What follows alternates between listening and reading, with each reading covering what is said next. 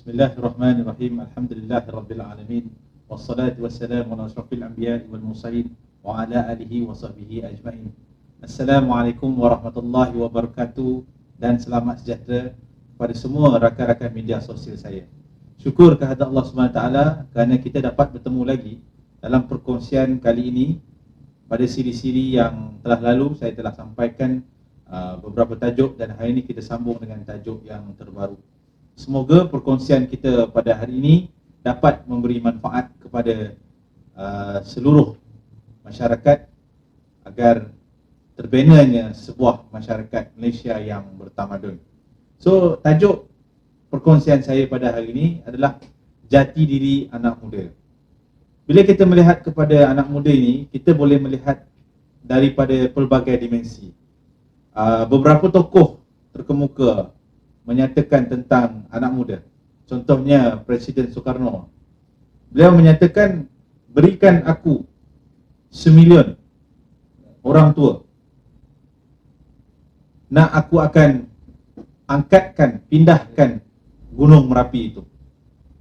Tetapi berikan aku 10 orang pemuda yang bersemangat besar, akan aku gegarkan seluruh dunia. Jadi di situ kita lihat bahawa Presiden Soekarno ni nyatakan 1,000,000,000 lah tu, 9 tu 1,000,000,000 orang-orang tua mampu pindahkan Gunung Merapi. Itu hanya perumpamaan.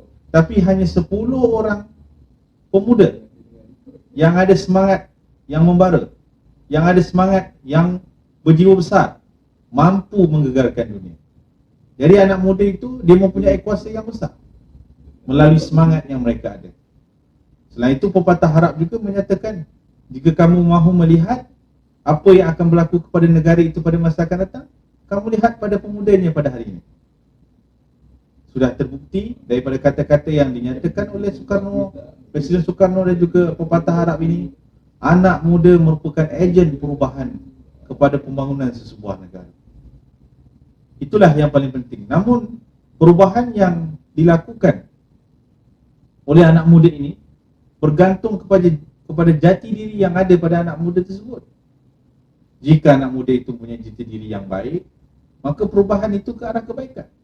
Tapi jika anak muda itu mempunyai jati diri yang kurang baik, buruk, maka perubahan yang dilakukan akan menjadi buruk. Ejen perubahan oleh pemuda ini bukan sekadar kepada perubahan negara, malah keluarga, agama itu juga sendiri. Lihat bagaimana peranan besar pemuda dalam menggerakkan perubahan itu ke arah sama ada baik atau buruk. Yang penting sekarang ini, perbincangan kita hari ini adalah bagaimana mahu melahirkan jati diri yang baik kepada anak-anak muda, supaya perubahan yang anak-anak muda lakukan pada masa hadapan itu nanti adalah perubahan yang ke arah kebaikan. Orang tua tidak mampu mengubah apa-apa lagi jika negara kita, bangsa kita, agama kita, keluarga kita berada pada perubahan yang buruk, perubahan yang tidak baik. Kalau orang Jawa itu dipanggil zaman edan, iaitu zaman di mana ramainya golongan-golongan yang korupsi, golongan-golongan yang melakukan pembohongan, sehingga kejahatan itu, keburukan itu menjadi satu tradisi atau amalan biasa masyarakat. Itu zaman edan. Jika benda itu berlaku, orang tua tak mampu mengubahnya. Yang mampu mengubah, yang mampu memulihkan keadaan itu adalah anak muda. Jadi, bagaimanakah cara untuk kita mahu jati diri kita ini menjadi jati diri yang baik? Jati diri yang mampu melahirkan masyarakat yang cemerlang. Yang pertama, anak muda itu mesti ada pengukuhan agama. Dia mesti melakukan proses pengukuhan agama. Nilai agama yang dipelajari ini, yang diamati dan yang diamalkan itu akan membina jati diri yang baik. Kerana nilai agama ini turunan daripada Allah Subhanahu Wa Taala, ajaran dari Rasul kepada kita. Semestinya ia adalah menjadi satu asas utama membina jati diri sebuah negara. Jika agama lain, bangsa lain, kepercayaan mereka itu menentukan jati diri beliau. Jadi agama Islam sebagai agama majoriti, pengukuhan nilai agama itu sangat penting kepada diri kita. Bukan sekadar kita mempelajari, Bukan sekadar kita membacanya, bukan sekadar kita mengamalkan, tetapi tidak memahami, tidak mengamati bagaimana kita mahu mengisi dalaman kita ini jati diri yang baik. Benar, tilawah Al-Quran itu adalah sangat bagus, acara yang sangat bagus, mendendangkan, mengumandangkan ayat-ayat Allah SWT, itu sangat baik. Tetapi yang lebih penting adalah memahami isi-isi Al-Quran tersebut dan bersedia untuk mengaplikasikan segala nilai-nilai agama yang ada dalam Al-Quran itu dalam kehidupan kita. Jati diri yang kosong, jati diri yang longgar, jati diri yang dipenuhi dengan nilai-nilai buruk, ini harus diisi dengan nilai agama itu. Itu yang paling pertama, paling asas sekali. Long life akan dikuatkan dengan agama, kosong akan dipenuhkan dengan agama, buruk akan disucikan, akan dibersihkan dengan nilai-nilai agama. Ini pengukuhan yang ada. Berapa banyak kemudahan-kemudahan agama yang kita boleh sediakan sekarang ini? Pembelajaran tahfiz, hafazan secara online, belajar agama, macam-macam ustaz terkenal yang mampu mengajar kita. Jadi nilai agama itu adalah wajib kepada anak muda untuk diperkukuhkan supaya jati diri anak muda itu dapat dipulihkan. Kedua, selain pengukuhan agama, meletakkan ataupun kedudukan ilmu itu.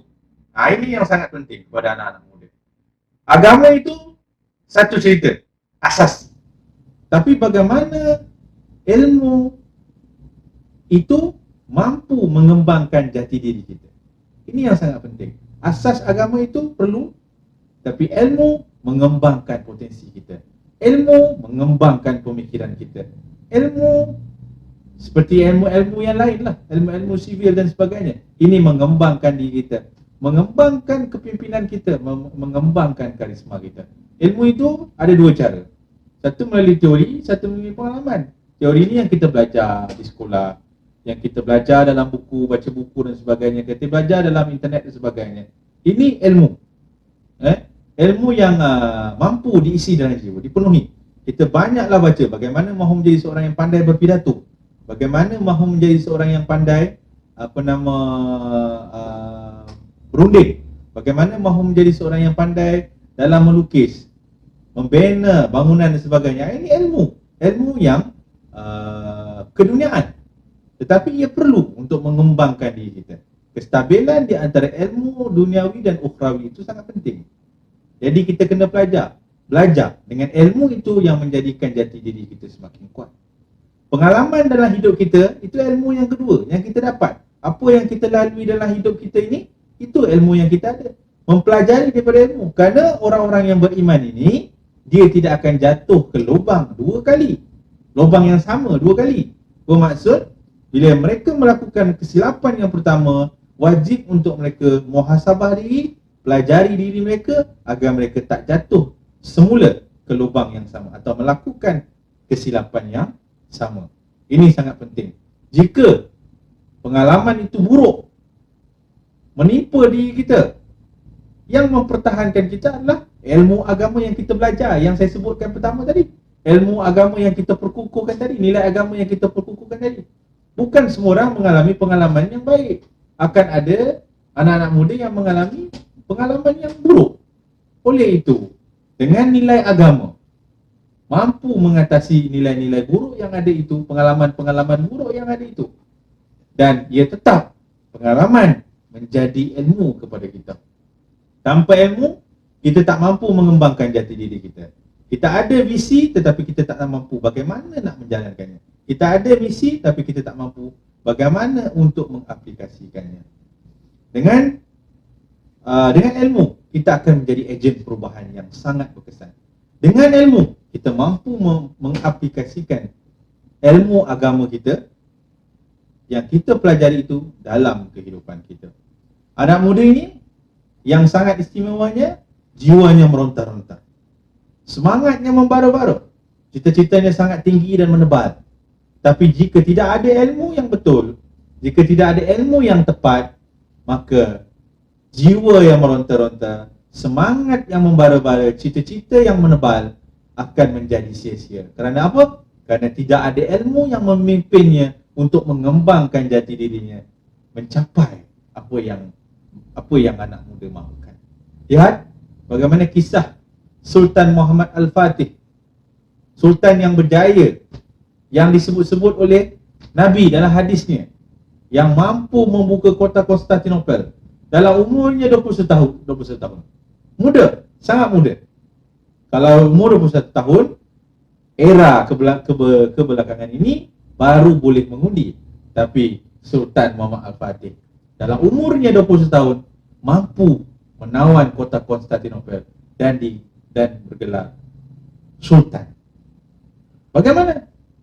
Jiwanya meronta juga. Tiap-tiap malam dia tak mampu nak tidur kerana memikirkan bagaimanakah mahu merempuh pintu gegasi kota Konstantinopel. Tiap-tiap malam dia melihat peta kota Konstantinopel dan membayangkan, memfikirkan, adakah mampu untuk aku mencapai cita-cita ini. Jadi jiwanya meronta-ronta, semangatnya membara-bara. Tetapi ada seorang guru yang diberikan oleh bapanya dulu, Sultan Murad, gurunya itu yang membimbingnya dari kecil sampailah ia menjadi sultan.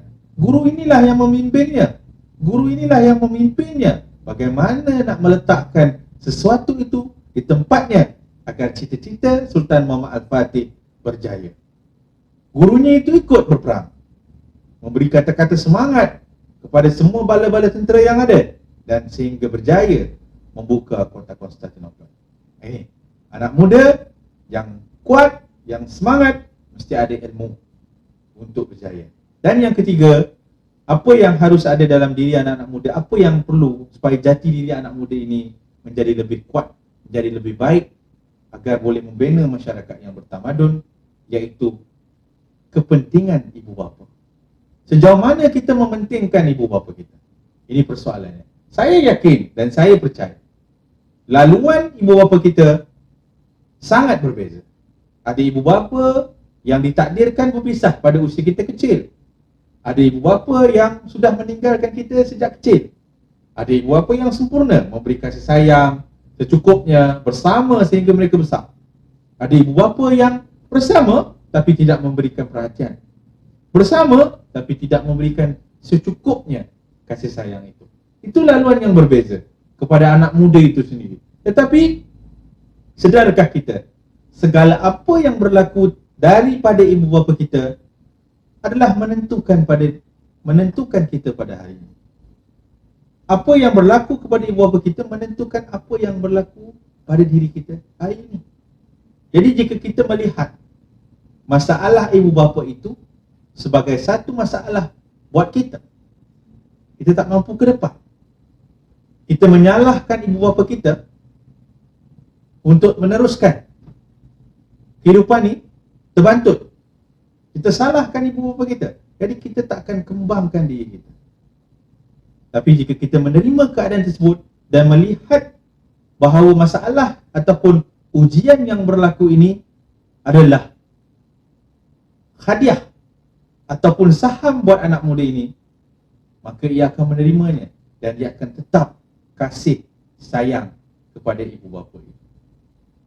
Jadi anak-anak muda sekalian, kita percaya jangan mudah untuk menyalahkan situasi yang berlaku kepada ibu bapa kita sehingga mahu menimpakan dalam hidup kita. Masalah yang berlaku daripada ibu bapa kita sanggup kita merosakkan kehidupan kita. Ini tak betul. Ini tindakan yang sangat tidak tepat. Ubah diri kita untuk melihat ibu bapa.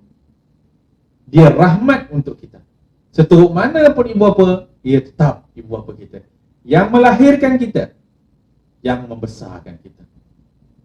Bila kita meletakkan ibu bapa di tempat yang betul, di tempat yang sesuai, kita terus kekal mendoakan, menjaganya, kita akan menjadikan jati diri kita ini sebagai jati diri yang penuh, jati diri yang kukuh, kerana kita mempunyai dua insan yang kita sangat sayangi untuk melakukan perubahan kepada negara kita.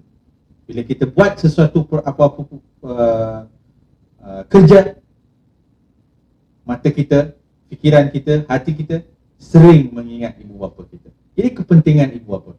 Tambahan pula, jika ibu bapa itu keluarga yang sempurna, ibu bapa masih hidup, ibu bapa masih ada, dengan rahmat yang ibu bapa itu ada, restu daripada ibu bapa itu ada, membentuk jati diri kita untuk meneruskan perjalanan hidup kita ini.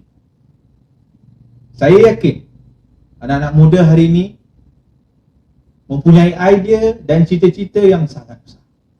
Tetapi jangan lupa bahawa 3 perkara tadi, ya, pengukuhan agama, kedudukan ilmu dan kepentingan ibu bapa, 3 perkara, antara 3 perkara yang mampu membentuk jati diri kita untuk jadi jati diri yang baik. Bila jati diri kita baik, kita menjadi manusia yang satu masa nanti mungkin bakal pemimpin, bakal pembuat dasar, bakal pembuat keputusan. Maka dengan adanya jati diri itu, kita mampu membuat satu perubahan yang baik untuk negara kita. Janganlah kita sebagai golongan anak muda ini merendah-rendahkan diri kita dengan menunjukkan perkara-perkara yang tidak baik, melakukan perkara-perkara yang tidak baik, perkara-perkara yang tidak mendatangkan manfaat, semata-mata mahu mendapatkan populariti saja, semata-mata mahu mendapatkan perhatian masyarakat. Ini tak betul dan ini tak betul. Seperti kata-kata Allah SWT dalam surah At-Tin, sesungguhnya kami telah jadikan manusia itu sebaik-baik kejadian, sesempurna kejadian.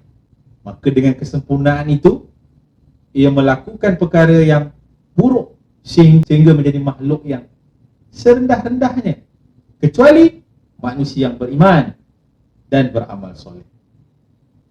Oleh itu, rakan-rakan saya, semoga perkongsian kita ini dapat memberi manfaat kepada anda semua. Sekian, wabillahi taufiq wal hidayah. Assalamualaikum warahmatullahi wabarakatuh.